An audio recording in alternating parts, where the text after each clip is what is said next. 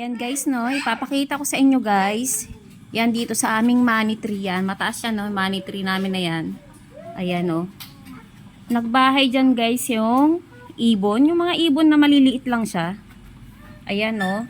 Dito siya gumawa siya ng house para sa kanyang mga itlog.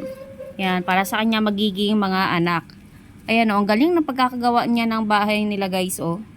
Talagang napaka-solid, oh. Yan, ang galing niya, oh. Inikot niya talagang dito. O, di ba? Ganyan kabuti yung isang ina, no? Yan. Talagang sinicure niya na ang kanyang magiging anak ay maayos. Ayan, no? 3 ang kanyang egg. So, ayan. Maliit lang na ibon yan, guys, no?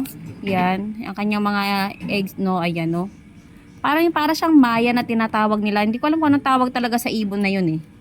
So, di ba? Ayan, no? Yan. Naabangan natin yan, guys, ang kanilang paglaki, no? Sana mabuhay silang lahat. Kasi nandito lang yan guys, tabi ng pintuan namin. So baka pag nadidistract siya kasi lumilipad siya, eh. Yan, ayan, oh. Yan, yung aming money tree. Pang ilan na yan guys, eh. Yung una, nabuhay. Tapos kaso namatay din yung isang anak na ano dyan. Isang anak yung nakita namin dati dito, eh. So ito, bago na naman yan. O diba, ang galing. So baybayan natin guys, sana mabuhay.